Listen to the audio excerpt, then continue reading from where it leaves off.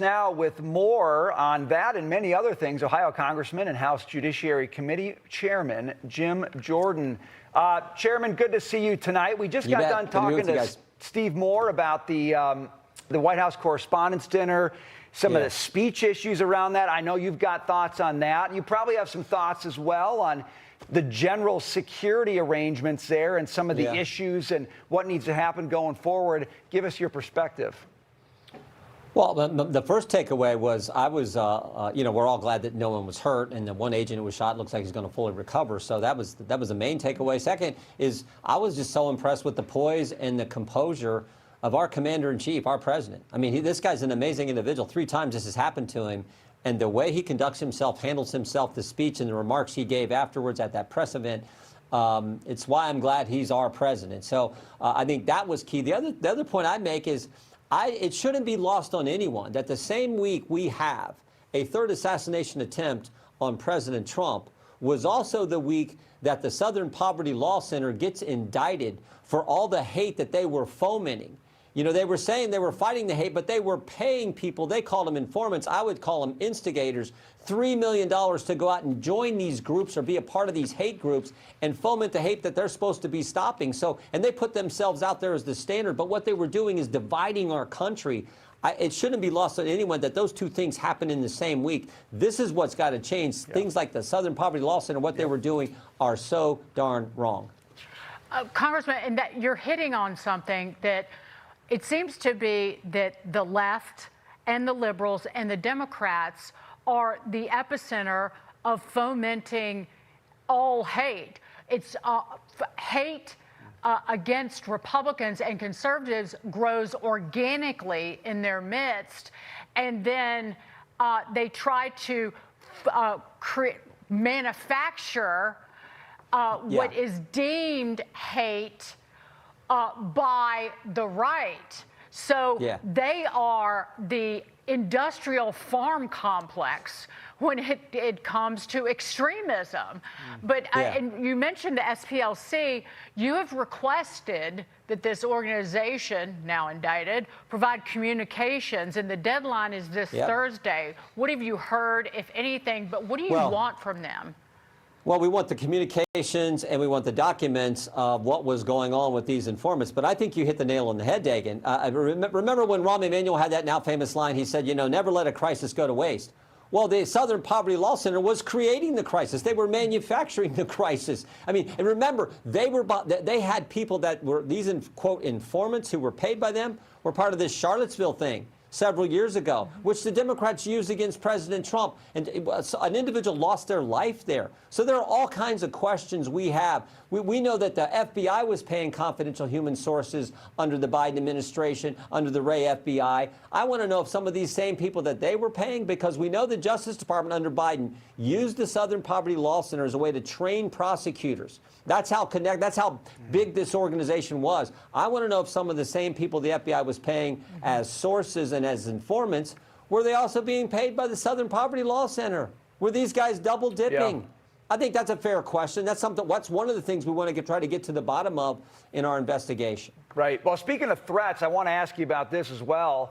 You got former FBI Director James Comey indicted again, this time over his March 2025 Instagram post showing seashells in the shape of 8647. Here's what he had to say for himself tonight. Listen.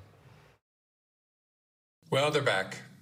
This time about a picture of seashells on a North Carolina beach a year ago. And this won't be the end of it.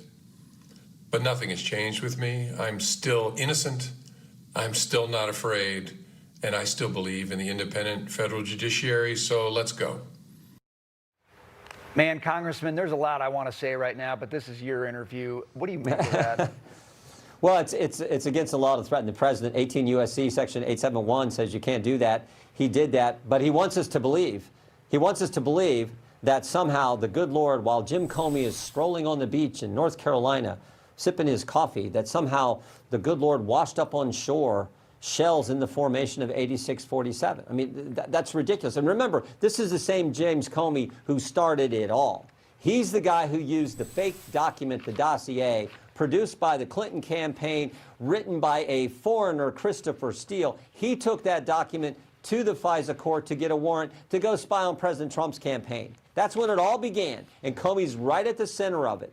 So this guy was and by the way, when we deposed this guy, one of the most arrogant human beings I've ever been around. When we deposed him, he was like, how dare you ask me questions? I'm Jim Comey. I can leak memos. I can do this. I can do class. I can go up to Trump Tower, brief him on the dossier, and then leak that to the press so the press will cover something that they already knew was false. So this is the guy who says, oh, it just happened to wash up on shore in that exact formation, and I took a picture. That doesn't fly with anyone.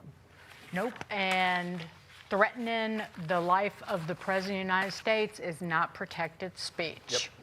Watts. Well said. Moving on, one more thing before we let you go. Congress is at risk of not meeting the deadline to renew FISA, the Foreign Intelligence Surveillance Act. And Congressman, you came out and supported several weeks ago a clean extension of this, the warrantless surveillance powers of foreigners, when in the past you had not. But where do we stand here? Because it doesn't look good if you stand for FISA. Well, great question. I would say this. The FISA program today is so different than what it was a few years ago, and I would attribute a lot of the changes for the good, the work of the House Judiciary Committee and the House Intelligence Committee. Right. So we've done 56 reforms before. It's a different program, and I was comfortable with a short-term reauthorization in light of all the reforms we did that have fundamentally changed this program. And we also got to remember, getting intelligence on foreigners. That's what the FISA is, a Foreign Intelligence Surveillance Act. We want to spy on bad guys overseas to find out what they're trying to do to American citizens and to our country. That is an important program. We want to keep that, but we want to do it in a way that protects our liberties, our Fourth Amendment liberties, and just the fundamental freedoms we have as Americans. I think we've hit that balance, and I was willing to go for short-term, extend it, while we continue to watch and look at the reforms we put in place 2 years ago. But hopefully we'll get it done. What are the chances? You want to put some odds on it, quick? Let's have some odds. Well, I don't think we're going to let this is a critical program. I don't see how we let this thing go dark. I think we will ultimately reauthorize this. Hopefully it's due in 2 days. Maybe we'll do another short-term extension if we have to. Okay. But I think we want to get this reauthorized. Since we're kind of at war with a terrorist nation. May as well have all your what else tools. would help us? What else would help us is for the Democrats to fund the Department of Homeland Security, for goodness sake. Yeah. Particularly, as you said, while we're in this military operation in Iran. So, yeah, all those are good reasons to get it done. Very good point. Chairman Jim Jordan, great to see you. Thanks for hanging with us tonight. You bet, guys. I like that pivot, Chairman.